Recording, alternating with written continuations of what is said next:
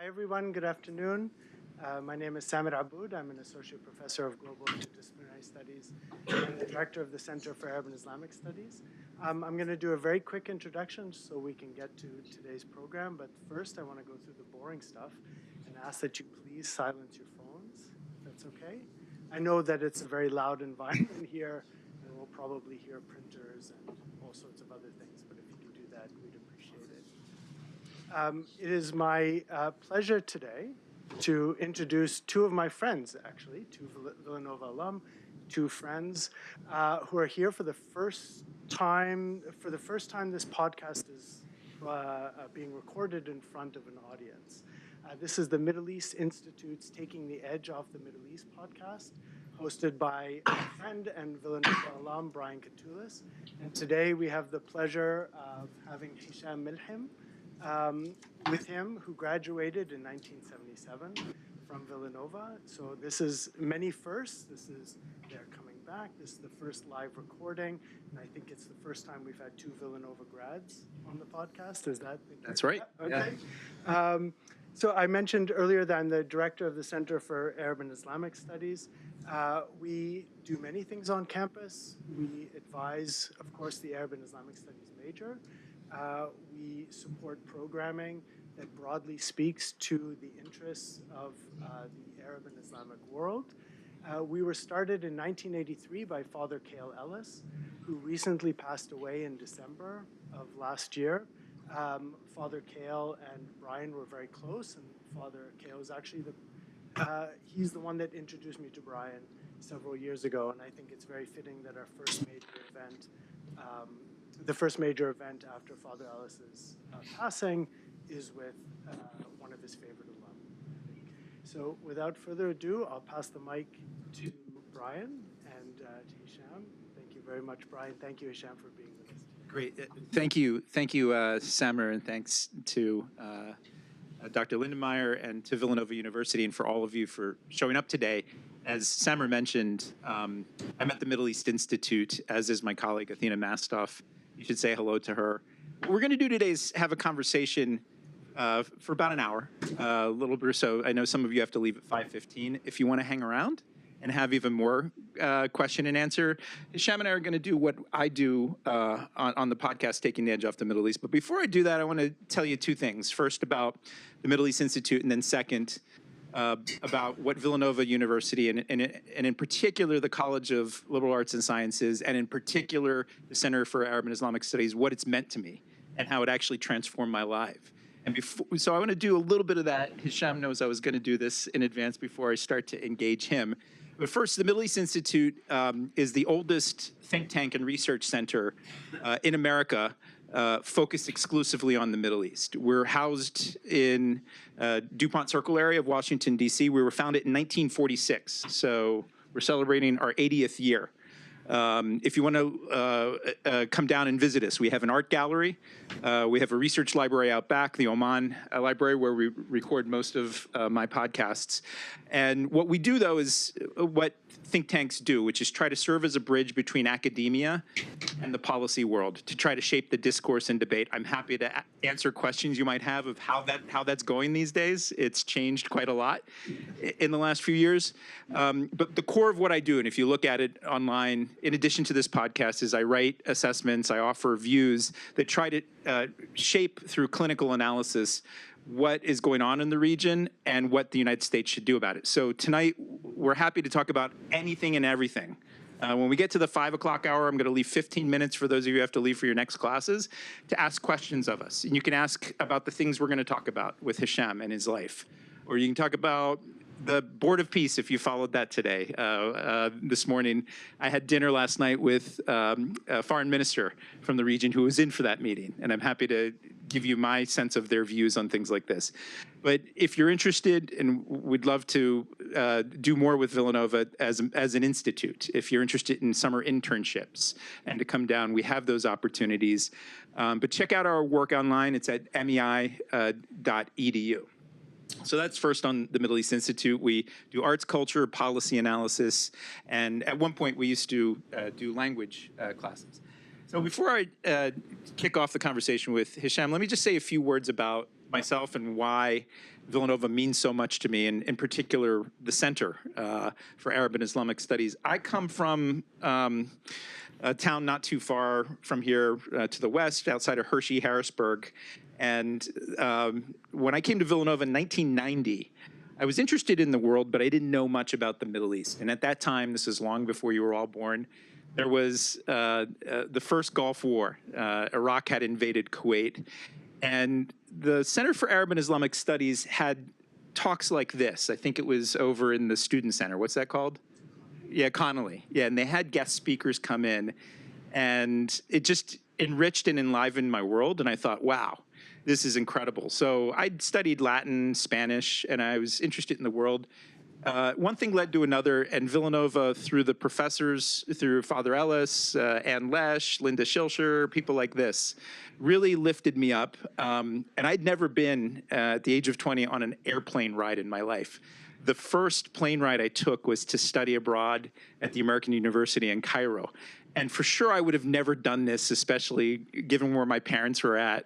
There was an enabling environment here that not only gave me the knowledge and the access to great scholars here at the university and the works of great scholars like Albert Harani, but the language skills and other things. And I sort of just got the bug. When I graduated from here, I was lucky to get a Fulbright scholarship, a fellowship, and went to Jordan for a year.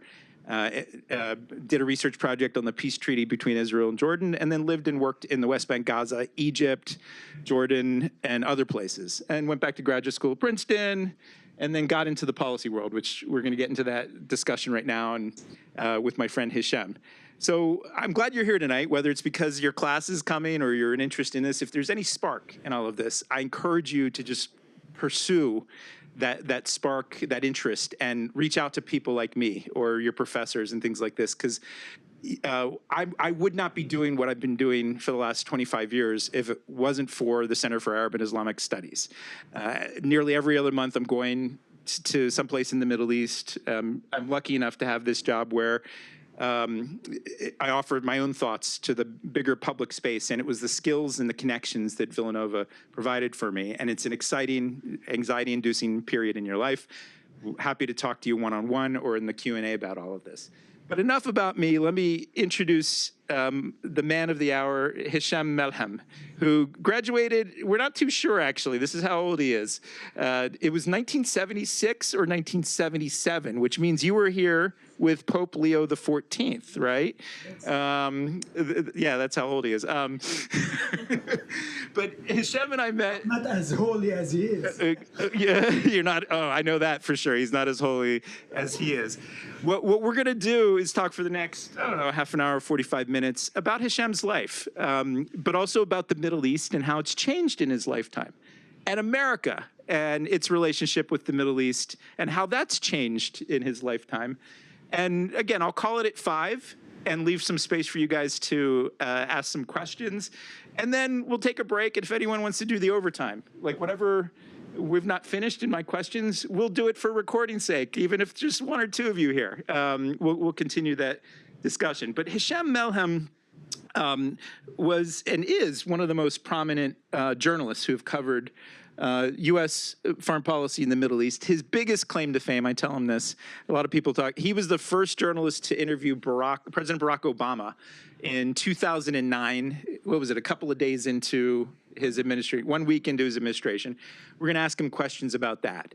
But as we titled this, he came here, and we'll get into this, his story, his origin story in Lebanon, but how he came here. But first, we have to do this. Hisham, let's take some edge off the Middle East with our water here. Yes. We're in Falvey Library. We respect all the rules here.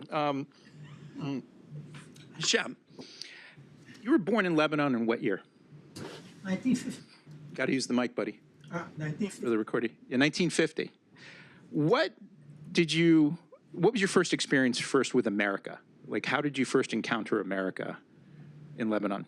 The first Americans I've seen were the Marines. Mm-hmm. 1958, I was 8 years old. And put it close up. I don't know if it's on. it's on. Yeah, let me see. There we go. That's it. Yeah. The Marines landed in Beirut in 1958. I was 8 years. and they had an encampment close to where we live. I remember we were ecstatic. You were excited about the Marines coming. So Oh, I'm people in the sorry. Middle East excited about U.S. military coming to the region. Yeah. If you remember my piece, I could contrast that 58 and the 82. Yeah. Anyway, the tragic encounter. Um, we went there. I dragged my little sister with me, and we were obviously interested in chocolates, bazooka, Bubblegum? bubblegum. Bubblegum, yeah, yeah. And we heard all these stories that Americans are, you know, uh, very generous, and so we went there to pick up. I mean, at that time, the United States was not seen as later on as a power that wants to impose its will on the people. So the feelings were positive, The generally. feeling Yeah. in general were positive. And then, of course, my fascination, my infatuation with American popular culture was through music Yeah. and cinema. And I, I always say I was exposed to American soft power Uh-huh. before the concept was coined. Soft power. Yeah. And This is the cultural, the attractive nature of our society. Yeah. there were at least 15,000 Americans in Beirut. Half of them were born here, and the other half are Lebanese Americans. Uh-huh. And the embassy had a cultural center attached to it. Yeah. And for a poor guy like me to be able to go there and watch Citizen Kane for free, watch Streetcar Named Desire or something like that, and to be exposed to the first jazz ensemble. Right. And this was great. I benefited from that generosity of popular soft power, and instinctively, before I came here, when I was in my teen years, before I learned English, before I came here, instinctively I felt from watching movies and listening to music and reading some of the translated American literature, lousy translation in Arabic. I felt that this country is so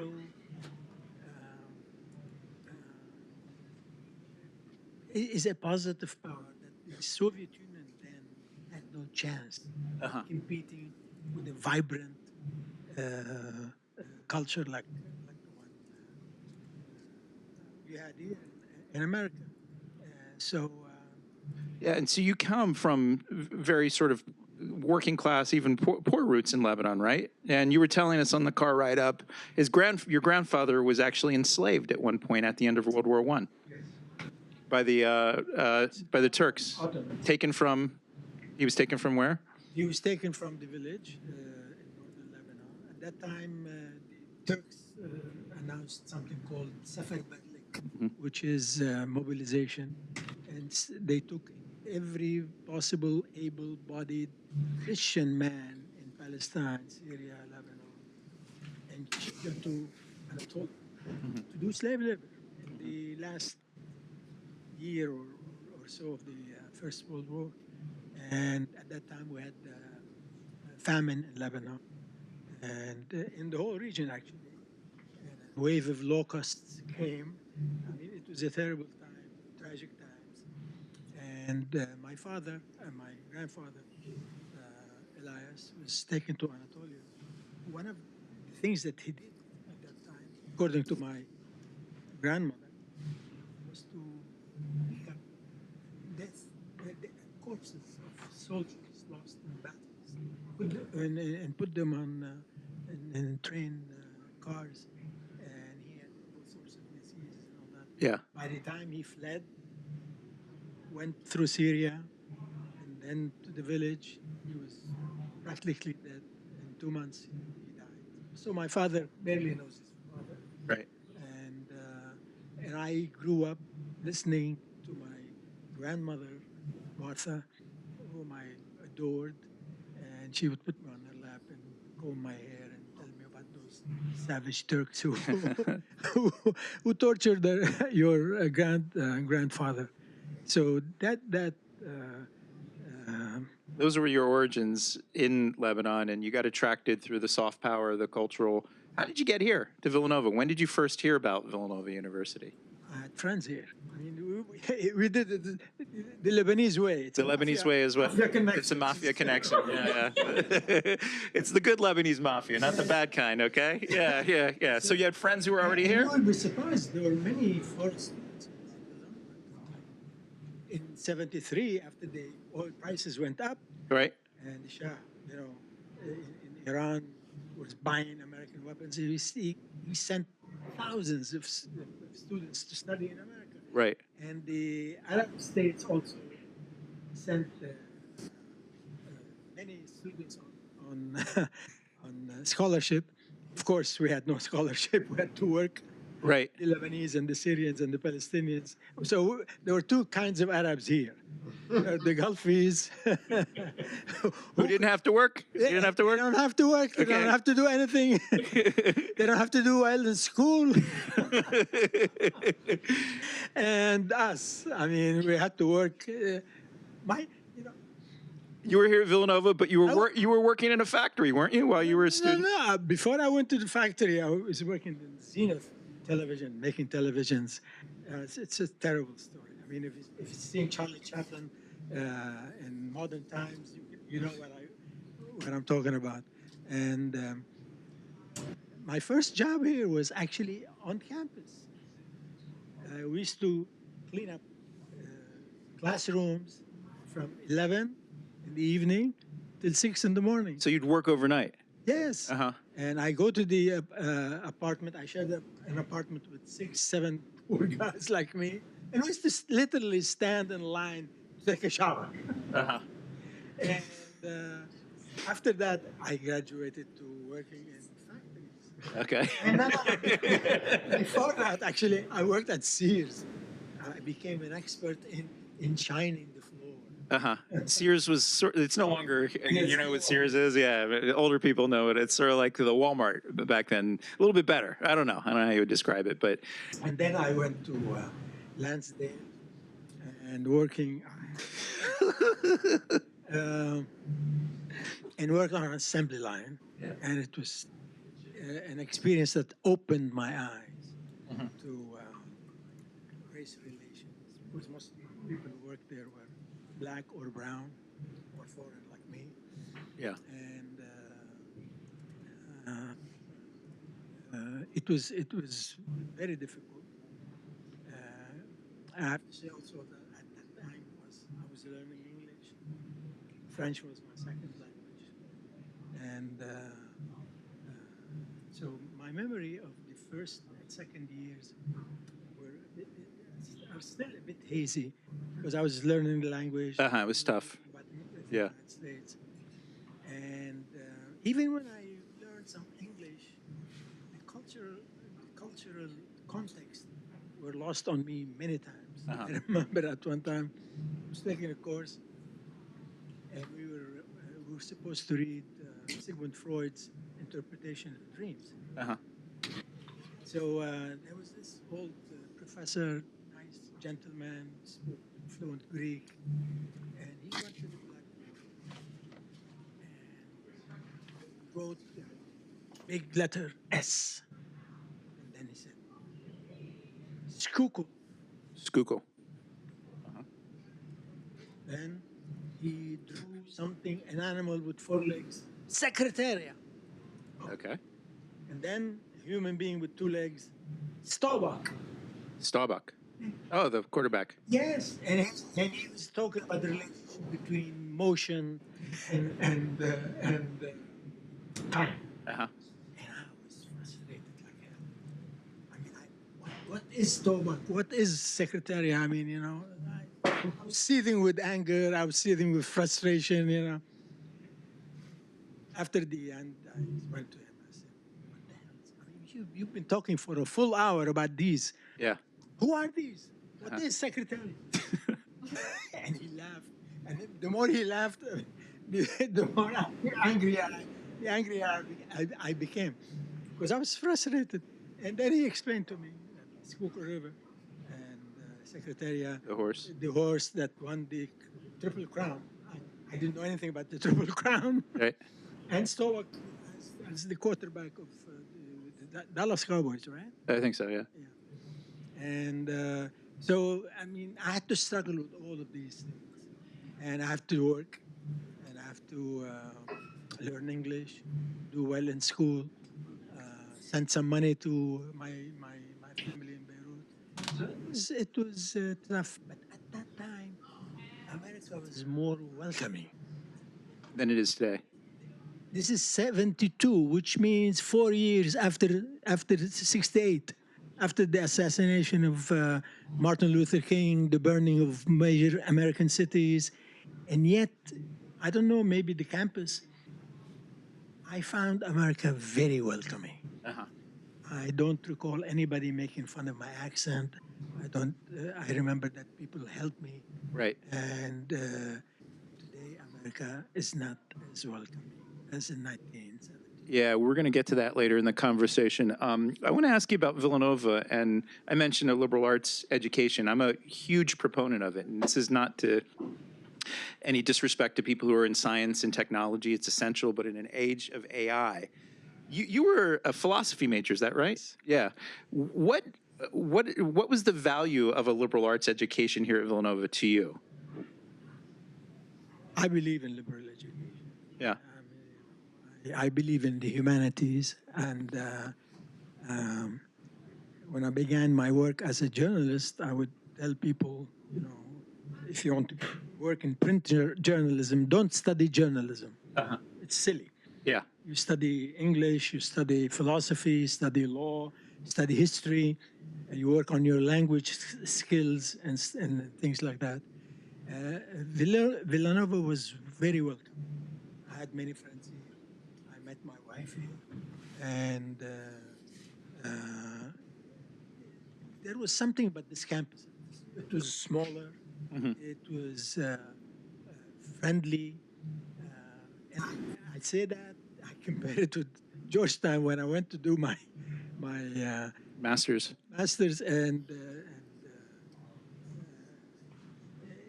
Georgetown was not as welcoming as So it was like it was a spirit. It was an ethos. The ethos here. I mean, maybe. I spent all my life in Catholic schools. right. So Over in Lebanon and, yeah. So I felt at home here immediately, which was very surprising to me, because you hear that Americans are aloof or they are not that friendly. Yeah. So what I loved about the liberal arts, and we're going to get to the Middle East in a second, is the three religions, the three philosophies. I don't know what the cores are right now, what you have to take. And then I was a history major, not a philosophy major, and was able to take a bunch of different types of history, not just Middle East. And it was so broadening. But I think the biggest thing in answering my own question is just teaching the ability to think and think analytically, to write, and then also to connect ideas in ways that I think, again, I'm a skeptic of AI. Maybe I'm a Luddite, but I just think the human connection of your mind and how with other people's thinking and in discourse, there's nothing like that at all. And the training that you get in one of these disciplines actually, I think, is essential, especially at this time where I think there's a lot of dehumanization and sort of othering of other people. And I think a liberal arts education helps you do that. I don't know if you agree with that. No, of course. I mean, one reason I studied philosophy is I wanted to study critical thinking. And I concentrated on the 19th century. I mean, in many ways, all the novelists, all the philosophers that I love and admire, and the painters and all, are 19th century. So I'm a 19th century man. You are, yeah. So don't talk to me about AI. Yeah. And this is what is missing now in the political discourse in this country. This is what is missing now, even in academia. Yeah. And so Villanova to me was my window, my first window on America. Right. Yeah. And I loved that. And I always associate Villanova with the best of America. And So us, those who graduated from Villanova, we treat each other as members of a tribe. right. Yeah. Yeah. We always talk about Villanova. Yeah. So you went from here, you got your graduate degree, but then you got to the upper echelons of media and commentator. There was the first time I encountered Hisham Milhem, but not met you, was you were almost regularly on something called the PBS NewsHour, which I watch religiously still to this day. And it was probably when I was here, but maybe more in the 2000s. You were doing more and more and constantly the go-to guy on panels and things like that. And as I mentioned, you interviewed President Obama. Just really briefly, how did you get from there to being the go-to guy to offer commentary to the region, but then also talking to Americans and interpreting what was going on in the Middle East? I always look at my role as someone explaining America with all its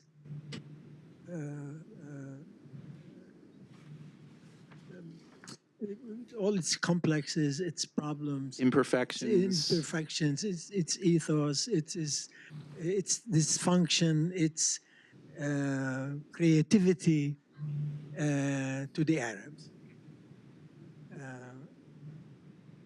Move the mythology from the real facts and interpret the Arabs. When I speak to American audience or when I write in English, to interpret the Arabs with all their dreams, all their failures, all their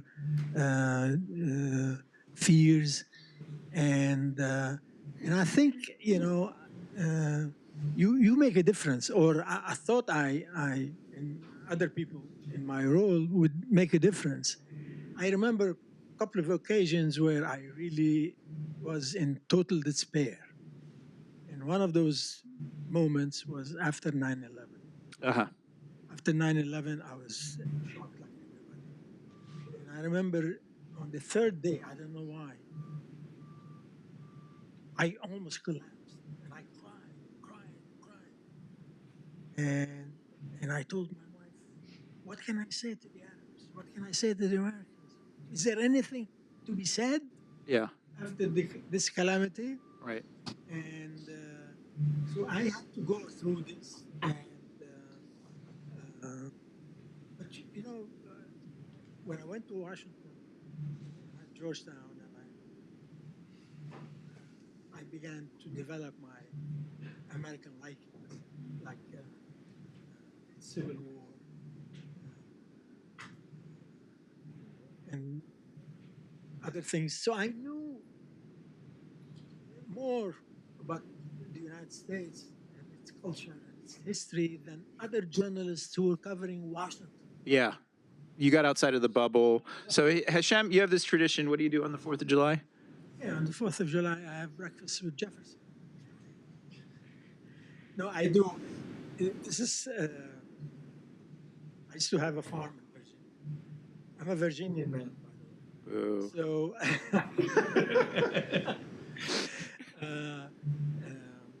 on the 4th, I drink coffee alone with a copy of the Declaration. I read it, drink coffee, go to my car, put Muddy Waters and Hollywood and all the blues, and drive the rolling hills of Virginia and say to myself, this is it. Yeah. Doesn't get any better than this. Hisham is a big blues guy, and a couple of years ago we went down to Memphis and then Mississippi. He educated me in the blues, and we had a similar ride like that. Let's get into the Middle East, and this is a tough question because it's basically you were living there, but then this 50-year period. You painted a picture of what it was like to meet those Marines back in the 50s when you were really young, and the attitudes were really warm, and it shifted substantially in your lifetime. What has happened to the region in your lifetime? Where where was it? Where was the center of life and vibrancy and culture and intellectualism, and where is it today? In classical times, Arab culture was made in cities like Damascus, Baghdad, Cairo, and Al-Andalus in Spain. In modern times, 18, 19, early 20th century, again, Damascus, Cairo, Aleppo, Beirut, Baghdad. Baghdad, and so in the second half of 19th century to first half of the 20th century, until the end of World War II and early 50s, Arab cities, major cities were cosmopolitan. Beirut, Damascus, Cairo, Alexandria, Baghdad. And these cities were really represented the human mosaic. Yeah. And I mean, I would walk in the streets of Beirut as a youngster, and I hear Arabic, of course. And I hear English, I hear French, I hear Armenian, I hear Greek, and it's fascinating. And at the turn of the 20th century, the inhabitants of Baghdad, 23% of them were Jews. Mm-hmm. So you had this human tapestry, and the interaction among these groups created this cosmopolitanism. What happened? Yeah. What happened? The military came, and political Islam came, and the Arab-Israeli conflict, burst on us. Yeah. And men of cruel intentions ruled the Arab world, whether they are the military or Islamists in particular. And I give you an example. In 1946, there was a great Arab diva. Her name is Asmahan, Oh, yeah. and she was born in Syria to a Druze family, a minority, an offshoot of Islam. She loved life. As Nietzsche used to say, she said yes to life. She smoked, she drank heavily, like a sailor.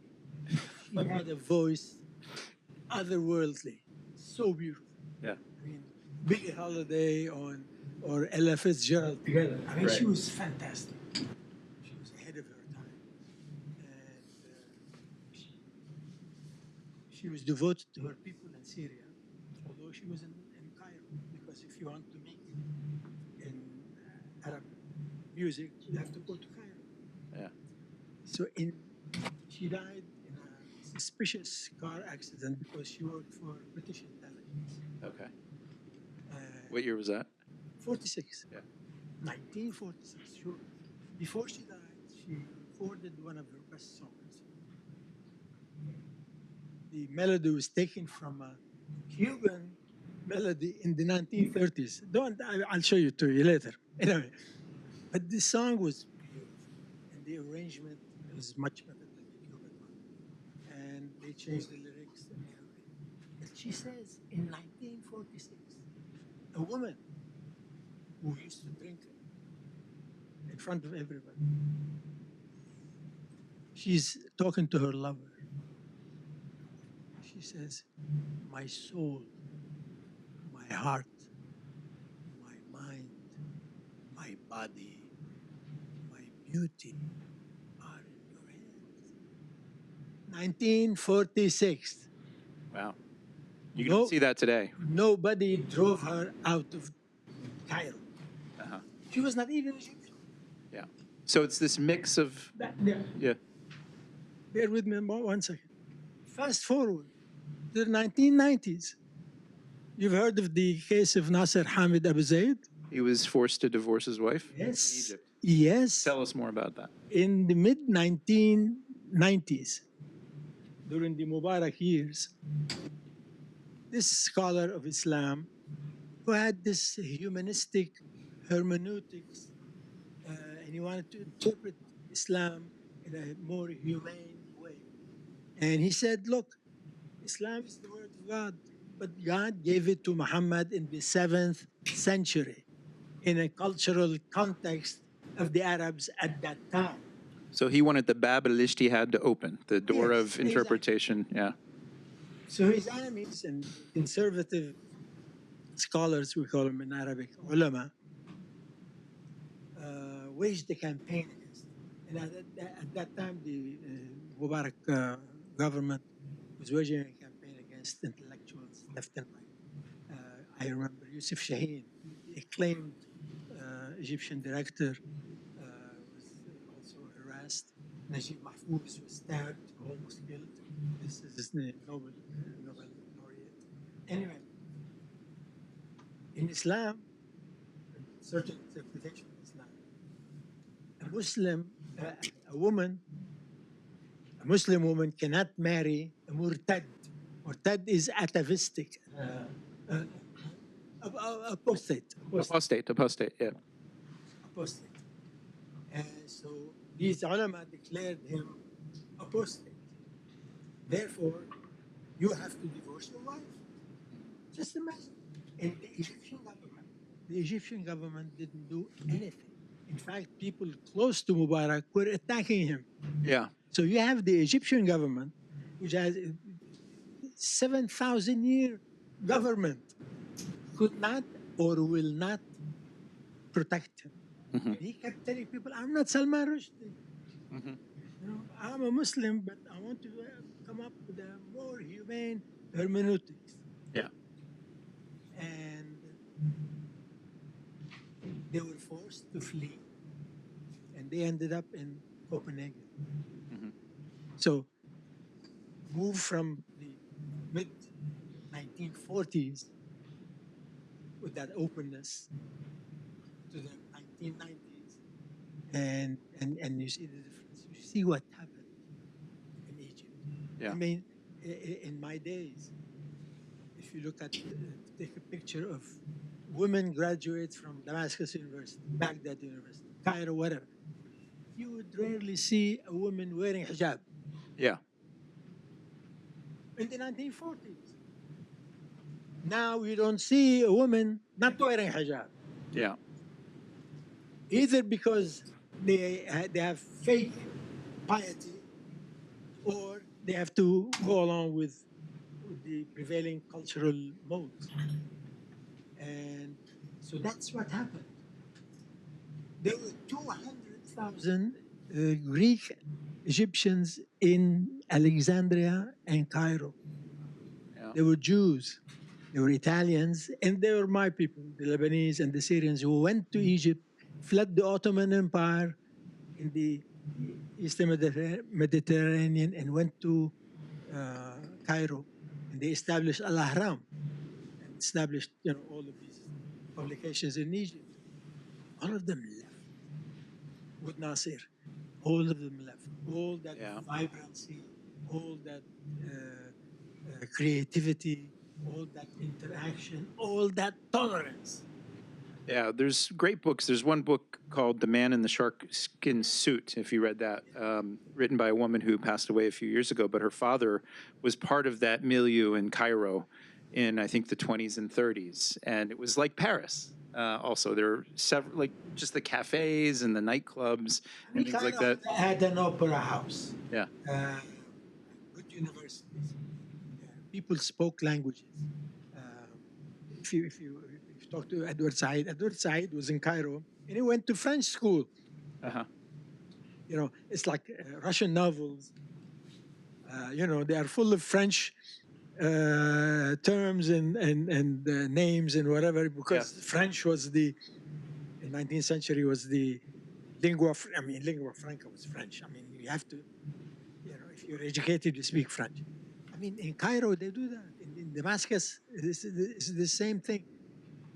That openness, that bridge, these minorities built a bridge between the Eastern Mediterranean and the Mediterranean in general. Yeah. And and Europe, and then later on the United States. But it's that that was gone. So you're a liberal.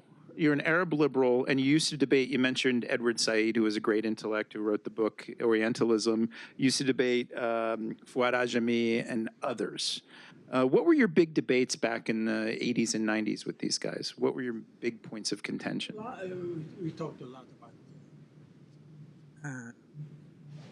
Arab governance, lack of democracy, lack of democratic values, not to speak of democratic institutions. And we talked about the United States. I mean, at that time, the United States was the big honcho in the Middle East. And in certain countries, you couldn't do anything against the will of the United States or against what the Americans say is their interest in the region. Mm-hmm. So that was, and also our relationship with the United States. At one time, to compare Fuad Ajami and Edward Said, both of them are deceased now. I was close to both of them, and Fuad used to invite me to Johns Hopkins to speak to his class, especially about the period from 67 defeat till 72 when I came here. Yeah. And I remember at that time, a few years before Edward passed away, I got a call from Adam Schatz. He's a Jewish leftist intellectual in New York, close to Edward. And I know him, he knew some Arabic. And anyway, he called me, he said, I want to write a piece on Edward and Fuad. And I'm going to talk to both of them. Later on, of course, Fuad said no. And Edward spoke with him, but on background. We were discussing, I said, yeah, I know them well, I like them. I said, these guys hate each other, but both of them worship Joseph Conrad. He said, why? And I said, I love Joseph. Yeah, I know it. Yeah. He said, I said, for Fuad Ajami, Joseph Conrad is the Polish intellectual who anglicized his name. Uh-huh. And by the time of his death, he was one of the best novelists in the English language anywhere. Yeah. He turned his back on Polish politics. Uh-huh. And that's why. That's one reason. The main reason he loved him. Yeah. Of course, his writings too. Edward saw in Conrad the critic of imperialism, Uh-huh. mainly the heart of darkness. Yeah. You know, and when he first spoke with me as a journalist, I said, "Look, I'll tell you everything you want. Don't mention my name because I'm friends with both of them." When I said that, he said, "Look, you have to use your name." And after back and forth, I agreed. So I tried to kind of summarize that debate on America and how you relate to the West. Edward didn't fit here, didn't fit anywhere. And Fuad became not only a proud American, but he became an American interventionist, and Yeah. he was one of the most enthusiastic voices calling for the United States to invade Iraq. In 2003. Yeah. Yes. Mm-hmm. And you were against him at that time. yes. Mhm. Yeah, at that time he stopped inviting me. That's sad. It happens. It happens a lot. Politically, I was closer to Edward, and we were friends. And but I have to say, Fuad Ajami is one of the best essayists in the English language. Yeah. Anyway. So these guys are gone. We're lucky to have you here still with us, and you're going to write your book about all of this. Last question about the Middle East and intellectualism and liberalism. And where are we today? Does it even exist? It's, I can tell you what happened in Lebanon. This is the most, Beirut was the most liberal, or the last liberal cosmopolitan city that I witnessed before I came here.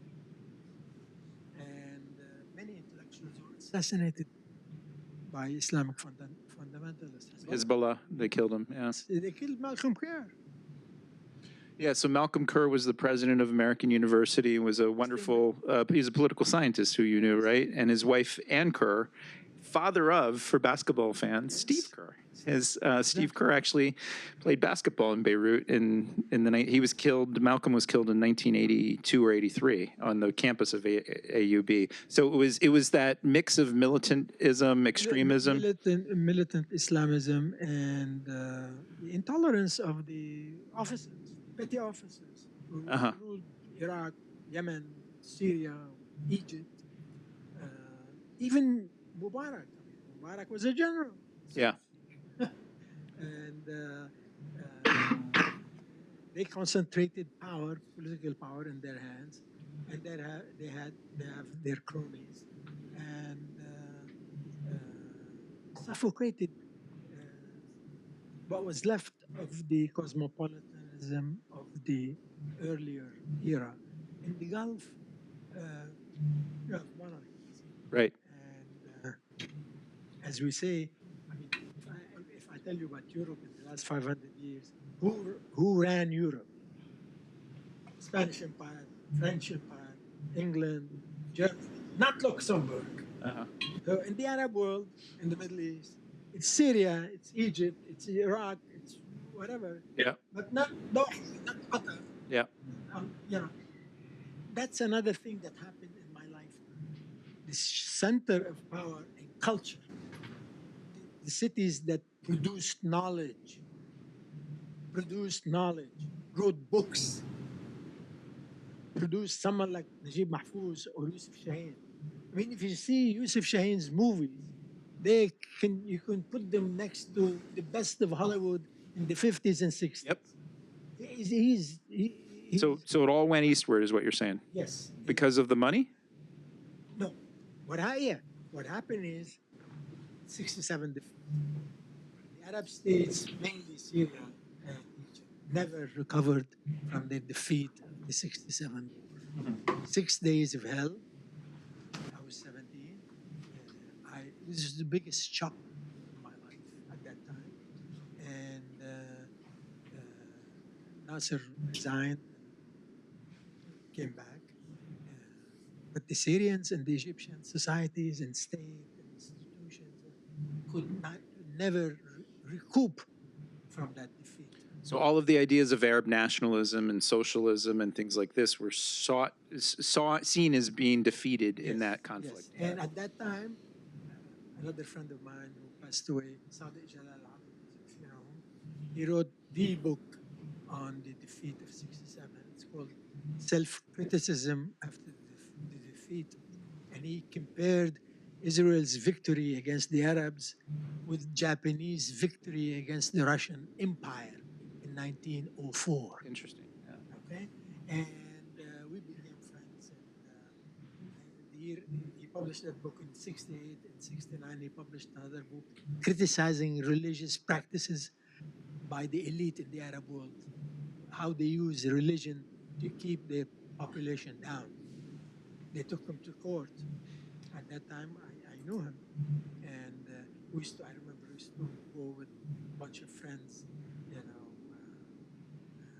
to show solidarity. We go to the court to show solidarity with Sadiq. And I remember the last time I saw Sadiq was during the Syrian Intifada.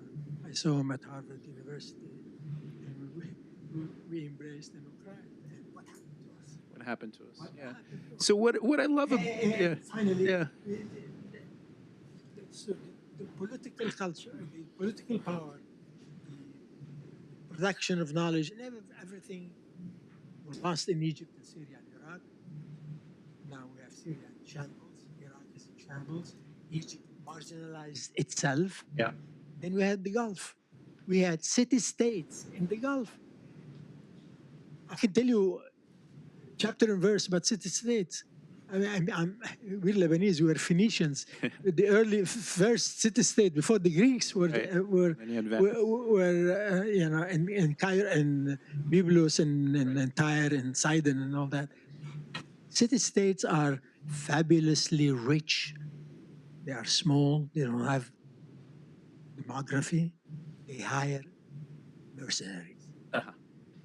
And there's a famous, you can tell your son because he's interested in the Crusades, the Fourth Crusade campaign to liberate, quote unquote, Jerusalem from the heathens, from the Muslims, was financed everything, every penny, by Geneva, Venice, and the other Italian city-states. And they told the guys, you know, we're going to Jerusalem, of course, but first make sure to stop in Constantinople. Uh-huh. Yeah. The idiot king in Constantinople at that time allowed them in against his own, you know, fears. They sacked the city. Yeah. Christians sacking the most important Christian city in the East. Constantinople, for 200 years before Muhammad al-Fatih, the Turks, 200 years they could not recoup. This, I mean, there is a famous great book called Sword Asunder about how he financed this campaign. City-states, that's what they do. And that's what the Gulf states are doing now. Yeah, that's I mean, and they are employing poor boys born in Sudan Yeah. to go and fight in Yemen. I mean, that gives you an idea. We're going to talk about that now. What I want to do, I want to sort of throw out there, I want you to think of some questions because many of you have to leave at 5:15. And I know we're recording this for the podcast. We'll continue after we take a little bit of break. But first, I want to just summarize how I take everything that you said, and I hope you guys capture this, is that in the Middle East, these changes, and we sort of have to cover it glancing blow here, very at the surface level. A lot of it is coming from within, this mosaic of all of these complicated forces. And I like that you do have the creation of Israel and the Arab-Israeli conflict as one of the data points, but it's like a multivariate equation. Yeah. It's one of many things that are leading to sort of these changes, which I think it's your assessment, it's largely been negative from a liberal, social, economic, political standpoint, right? And America and its intervention. I want to ask you a few questions about that and America's role. How did you get from, you know, and I know you're a lover of America. You're an immigrant here. You're so angry at the recent sort of discourse about immigrants coming here and our leaders, and I don't want to get political. I want to stay analytical and things like this. But how did it change, and why did it change in terms of the perceptions about America in the Middle East? And I want to throw that out there because I imagine you might be interested in America's role in the Middle East. Think of whatever questions you have when I open it up in about 5-10 minutes. Ask us anything. If he doesn't know the answer, I'm sure he has something to say about anything. I can help with what's going to happen in Iran and other things. Wanted to sort of, you set the table for this rich sort of historical, social, cultural context that is complicated. But what went wrong with America in the Middle East? Let me correct you in one certain little aspect. I did not come here as an immigrant. I came here as a student. I wanted to learn English. I wanted to see the continent. I wanted to see the streets of Chicago that, you know, St. Valentine's Day Massacre. I mean, I wanted to see Monument Valley because of my love for Western movies. Yeah. And I wanted to know more about American music. And so I figured I have to go to the United States. I don't have money. I borrowed money from my brother. And I have to work in America. And if they catch me and ship me back to Beirut, at least I would learn English. Fine, I'm not. And the spark that led me to leave quickly at one time was I was madly in love with this girl. And I have What was her name? no, All right, that's for later. That's the second half. Stick around for that. We want to hear about that. I mean, I was into poetry, into Che Guevara, into world revolution, and long hair, and you know. He looks like Carlos Santana when you find photos of him from that period. And, Yeah. and she gave me the boot because I'm not useful, and so she was right. Anyway, the United States. There are many reasons why. And by the way, one reason I did not fall into the trap of anti-Americanism, cheap anti-Americanism, is my infatuation with American culture, with America's dynamism, the spirit of America, you know, and that's why I didn't fall into the trap of anti-Americanism. I mean, America cannot be. A radical leftist like you didn't become anti-American. It's yeah. I was I know you, man. foreign policy, but not anti-American. Uh-huh.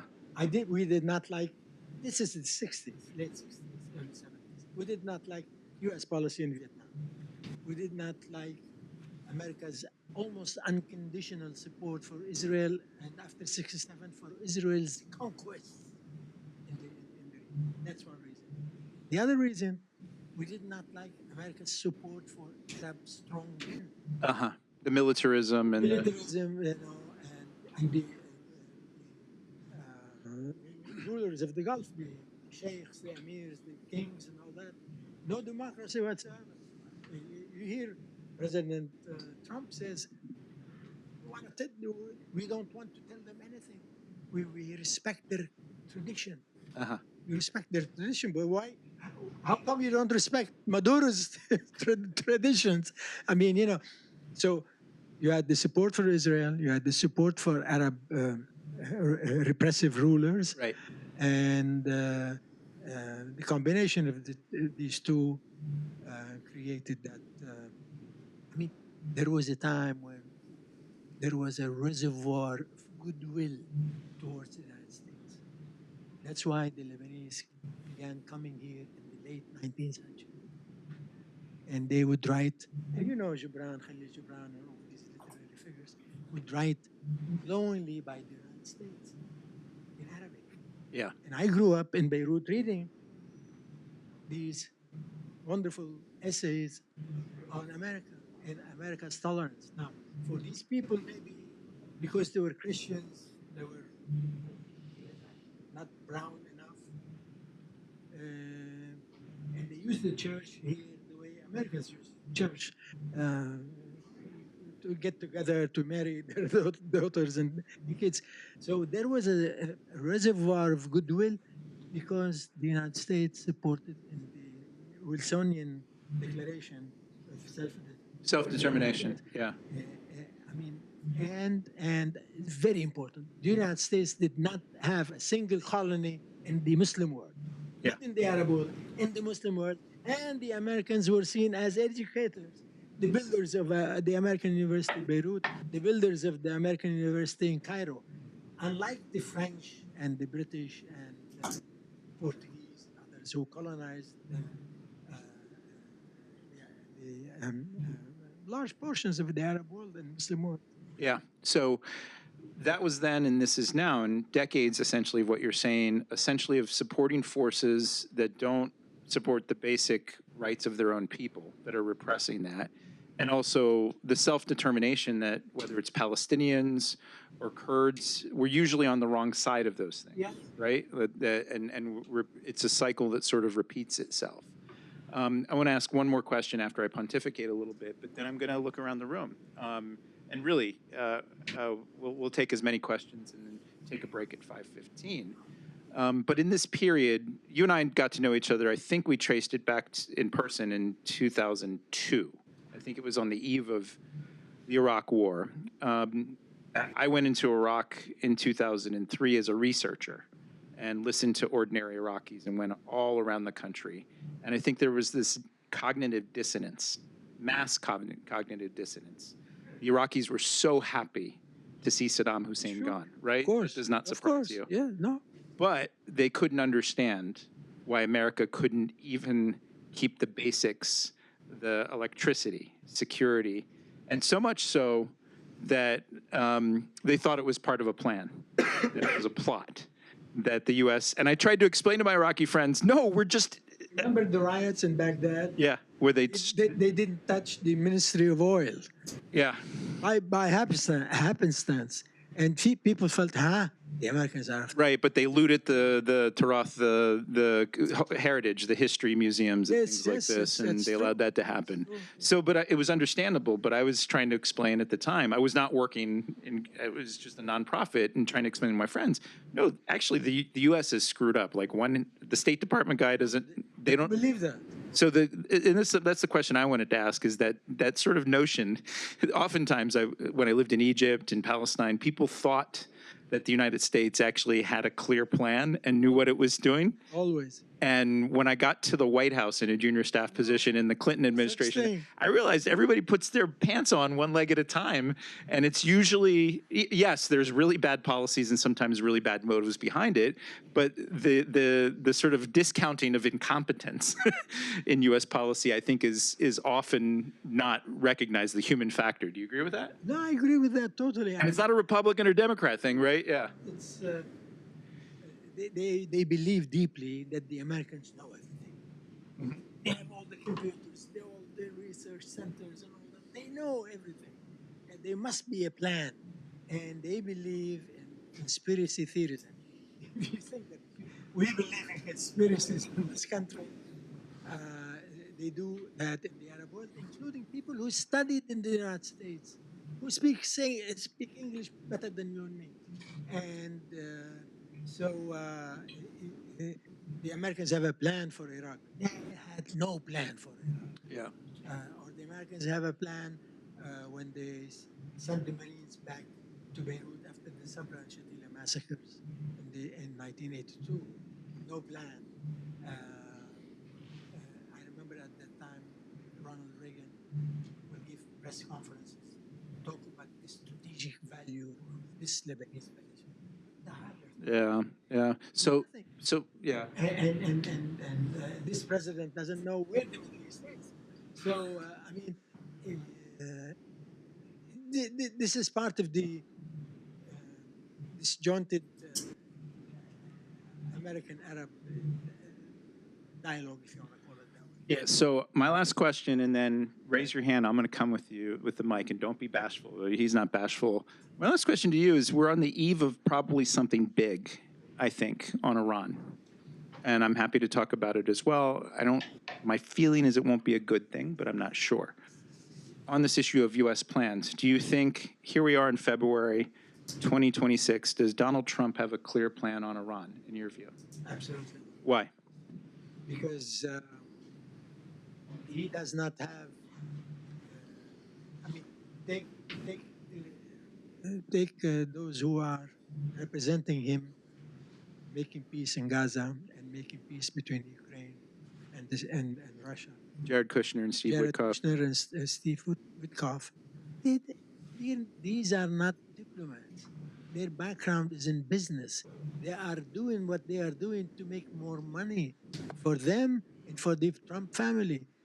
Trump, spoke for years against these so-called unending wars in the Middle East. And I don't want to drag the United States into one of them.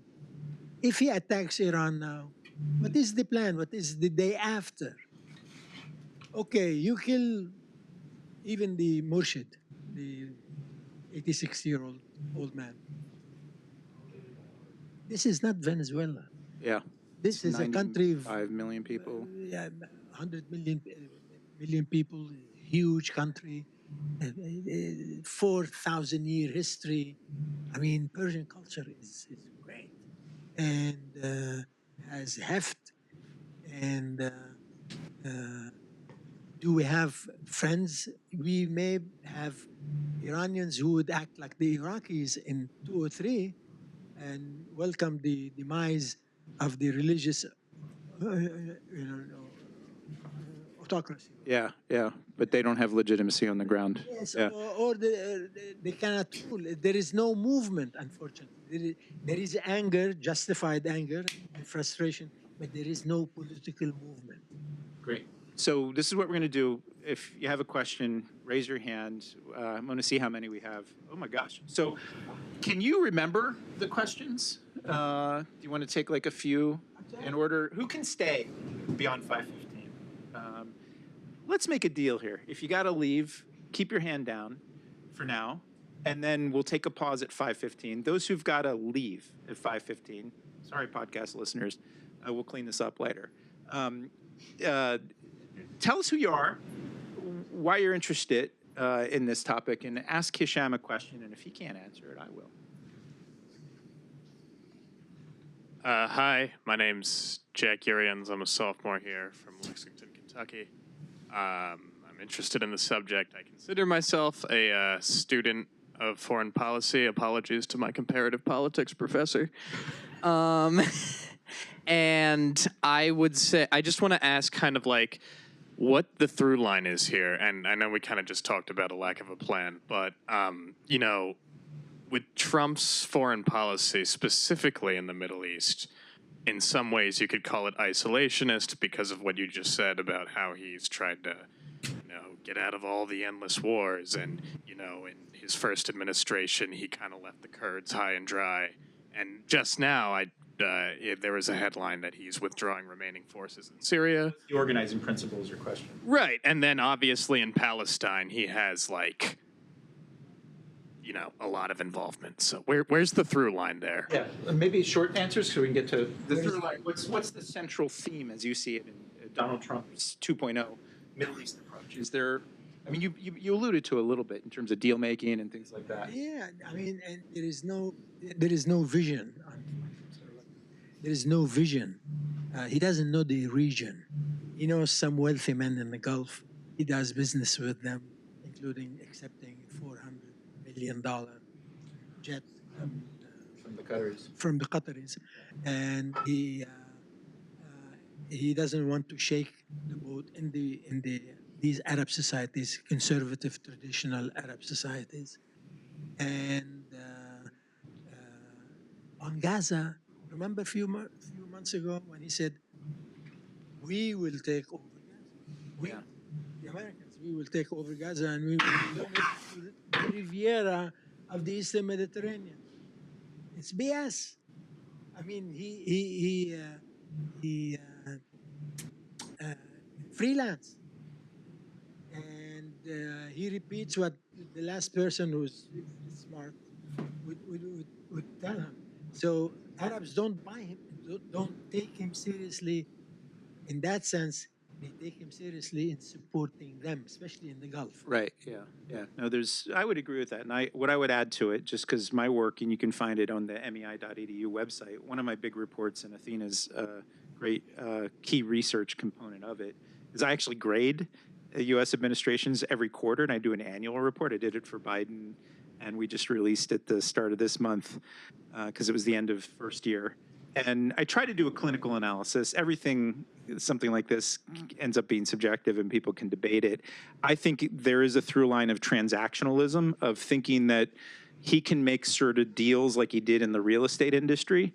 What I think it misses, and this is what I hear from officials like the one I had dinner with last night and others, is that they actually don't do the hard work of diplomacy, which is actually building trust and confidence in relationships. And what I worry about is that this current approach of transactionalism, and especially because it links government to private interests of certain businesses, it actually may not sustain itself for the United States, like these relationships that we should be building. And I'm much more of a moderate centrist, as I actually think the U.S. is a force for good if we're at our best, but that you need to actually do things institutionally rather than gut our institutions. And I think they're trying to go for quick wins and the appearance of wins. This is what the Board of Peace was like, as opposed to actual sustained peace agreements that give security, dignity, and justice to a lot of people. Who else has to leave at 5:15? And if I could say, you could, if you want to be late for your next class, you could say Brian Katulis said that it was okay. and the dean, they were even more credible. She whispered, Dean Adele Lindenmeyer said, you can go a little late. There was this really cool event that we often don't have. But who absolutely has to leave? Because you have to leave. All right, here you go, buddy. Tell us who you are. Quick question. Yeah. I'm Nicholas. I'm a history major and Arab and Islamic studies minor. My question is, just based on the comparisons you made very briefly with the Russian Empire and the Byzantine Empire to the, say, traditional centers of culture in the Arab world, being Egypt, the Levant, Iraq, do you think there's any possible outcome where things start to recover into that halcyon age of the 30s and the 40s with cosmopolitanism? Because, of course, in Russia and the Byzantine Empire, these were not happy stories for these two civilizations. Wow. So can I say, I was you like 25 years ago, 30 years. The tie, that question. That's hot. I mean, it's great. Isn't it? It's good. Yeah.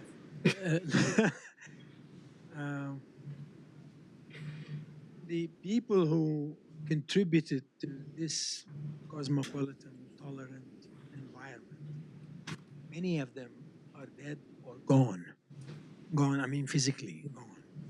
The 200,000 Greek Egyptians are no longer in Egypt. Diversity is gone. And diversity in the Levantine cities, not only the Arab cities, but like Smyrna, Izmir in Turkey, was killed by Turkish nationalism, just as Arab nationalism killed, in part, Arab cosmopolitanism, just as the Zionist ideology did the same to all Palestinian cities. So it will take a long time before you see something healthy politically emerging from the ashes, literally the ashes of what is today Syria. I mean, if you've seen pictures of Syria taken by drones, it's a wasteland. I mean, really wasteland. T.S. Eliot will not, write about wasteland, and the same with Iraq. Egypt marginalized itself. I mean, the amount of, to me, it's very sad. The amount of, I was 18, 19. I used to read 3 or 4 Egyptian publications on literature. And there is no such thing now. We are not producing the movies that we used to produce in the 40s and 50s and 60s.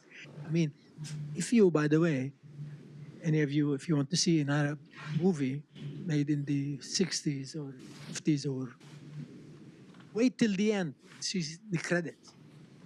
They are Egyptian Muslims, obviously. And then you had the Jews, then you had the Armenians, then you had the Greeks, the Lebanese.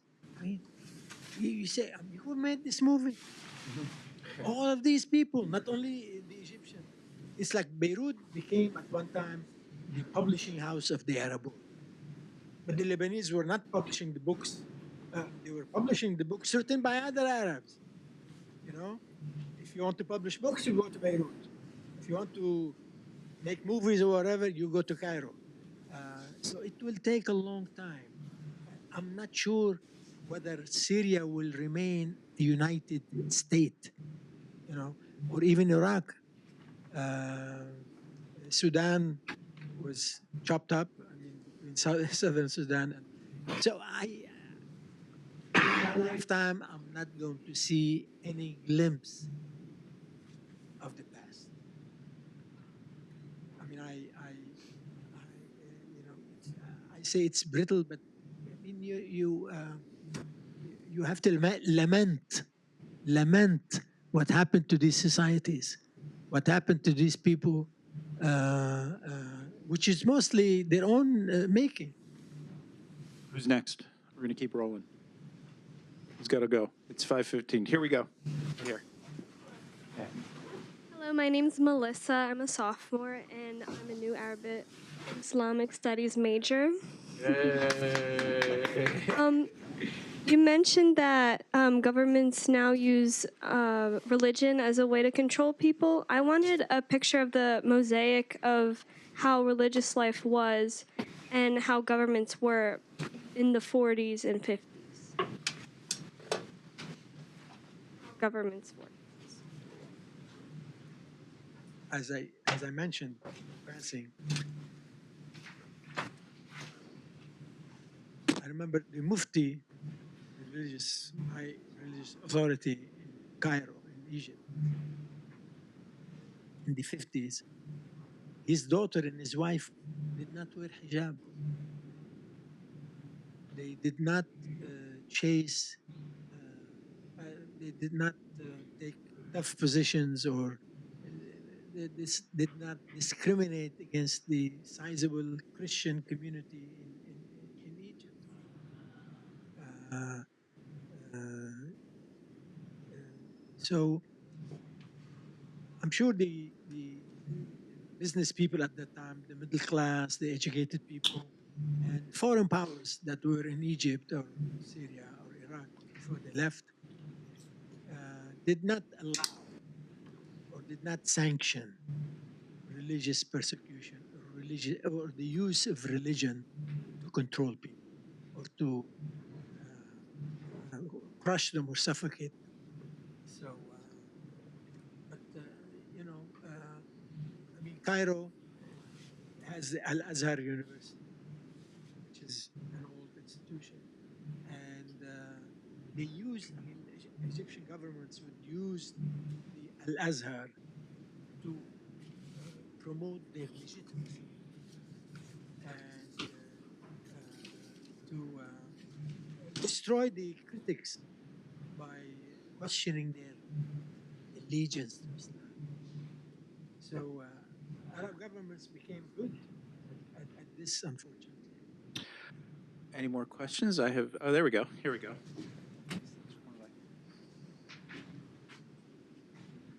Hi, my name is Megan. I'm a junior political science major and an Arab and Islamic studies minor. And this is more of a broader question, but given the rise of tensions in the region and the Orientalist tropes in the current media, what would you tell younger Americans to do now in order to develop the necessary thinking skills to correctly analyze portrayals of the Middle East? It's a wonderful questions, and I wish I have a wonderful answer. When I was growing up, soft power was very important. Now, soft power is not as important as it used to be. Now you have TikTok, you have all social media. You don't think that's a form of soft power itself? Huh? You don't think that's a form of soft power itself and No, because it's distractions? yeah, it's not immune to exploitation and whatever. Obviously, a good education helps. Liberal education Liberal, yeah. helps. Critical thinking helps, whether in your family, or in your interaction, or in university, or whatever. But it is difficult because when I see polls and how the youth in America believe in this and that, it's frightening. I mean, people don't read anymore. I mean, we are losing our newspapers. I mean, as someone who pride himself on being a print journalist, I look at the Washington Post and I want to weep. Uh, It's gone, it's gone. virtually, yeah. I mean, and I saw the Washington Post in '73 during the coverage of the Watergate. I mean, these here in Villanova, I discovered the Philadelphia Inquirer back in the '70s. It was a good newspaper. So we don't have that. I mean, it's a national problem. It's not that we don't youth don't understand religion, but their understanding of religion is influenced by all sorts of negative issues. Um, they have this. I mean, people don't know much about NATO. People don't know much about Ukraine and Russia. People don't know much about India. people don't know. They think that Africa is a country. I mean, you know, so the education level in this country is not as what it used to be. So I think it's that and reading and things like this. If I could add an answer to what Hisham just said, and I know you're in ROTC, is that what you said? Yeah, and thanks again for your service and your future service to the country. I think when I left Villanova, and I mentioned I went to the Fulbright, and then actually the guy just showed up. He's in the back, David Nassar, who's also a graduate of Villanova. I didn't know him when I was here. And can I just bloviate a little bit about like where your careers will go and the happenstance of life? Because you just have to buckle up. You don't know what will happen. I was living at in Jordan at the end of my Fulbright and was thinking about applying for PhDs in history, but I got this bug of like, I wanted to do something that was at the intersection of policy and academia. And I didn't even know about think tanks at the time. But I knew that there was this thing called the Palestinian elections in 1996 that were happening, the first ones on the ground. And I wrote a letter to President Jimmy Carter, the Carter Center, and said, I'd love to be part of your team. He wrote a letter back, not him, a fundraising letter. Please support my institute. But I have to tell you this. I don't know if David knows this story because he knows the one end of the story. It's sort of, you don't know which door you'll knock on and it won't open. But almost around that same time, I think that same day the letter came to the Fulbright office in Amman, Jordan, I got a call from David through Ann Lesh, who is a professor here. And David was working at this group called the National Democratic Institute, a non-governmental organization. And you young people don't recognize what it was like way back in the 1990s. You didn't have like WhatsApp and Zoom. You had faxes. You kind of think, I think we had email. I forget if we sort of had the start of email, but not instant communications. These guys were on a different time zone and needed some help, right, on an election monitoring thing in Jordan. We became lifelong friends in that experience, and you introduced me to some of the people who were running the Palestinian program for NDI in Jerusalem. And guess what happened? I ended up actually being at those Palestinian elections in 1996 with my picture with Jimmy Carter. It was a joint NDI Carter Center thing. I tell this long story to say, don't despair if the one door you knock on does not open. But it's a point of entry into what I think is essential supplement to what you said, is that in your 20s, in your 30s, the thing that is so precious, the thing that I still hold on in my 50s, if you can believe it, is those relationships, not only with my friend David, he's here tonight, but the people when I worked in Palestine on the ground. The human contact. How do you fight against Orientalism and Neo-Orientalism? Read, expand your mind, expand your contacts. Go live, learn the language, and develop lifelong friendships with people. Like I have friendships like my friend Maher, Bassam, others. I talk endlessly about these guys who are in Gaza. And through the miracle of technology, Athena was actually on one of my recent calls with Bassam, and to hear about what their lives are like. And to not only just as a study of an object so I can think about policy, but I love this guy and I want to know how his wife's doing, how his 4 children are, and things like this. And taking that with you and then bringing it to whatever policy conversation you might go into if you're in the military or other places, that's how you do it. You actually can't simply rely on technology. And also, the written word. The written word is essential in opening your mind. But do you agree it's the relationships and being open to multiple relationships? I used to be radically pro-Palestinian in its own way. I still am in a different way. But I have much more empathy these days for a lot of my Israeli friends because I've heard their stories of how it is to take your kids into a bomb shelter, or actually 2 weeks from now, we're going to have a podcast with a guy named Amr Tibon, who was on a kibbutz with his family right next to Gaza. He wrote a book about it. We're going to talk about his book. And his 2 little daughters and they narrowly escaped getting either killed or kidnapped on October 7th. And I know this guy from before. So knowing people and actually knowing them, and not just their ideas and their work, and then telling those stories and helping them tell their stories to different audiences, I think is a key thing. Do we have more questions? Because I have like a few more questions before we wrap it up. Young man, tell us who you are. Thanks for coming. I'm Jack. I'm from Connecticut. I'm a junior political science major. And my question is, if the United States attempts an operation in Iran, similar, I guess, if regime changes the goal, similar to Venezuela, regardless of whether or not it's successful, what impacts would that have on the wider region and American relations with the region? It will deepen the uncertainty that most of these societies are experiencing now. It will raise questions about the wisdom of American diplomacy. It will create problems in Iran that could spill over to the neighboring countries that are allies with the United States. I mean, the possibilities are endless. And Iran is not Venezuela. Iran is not Iraq. And the Iranians hate the regime, but there is no organized movement in Iran that could channel this anger and translate it into political action. If the Americans get rid of the Murshid, my fear is that the president, after the claimed victory in Venezuela, we had an operation in which no American soldier was killed or even scratched. And we got Maduro in New York somewhere. And it went to his head. And now he doesn't talk about the end, not engaging or falling into the trap of never-ending conflicts or wars.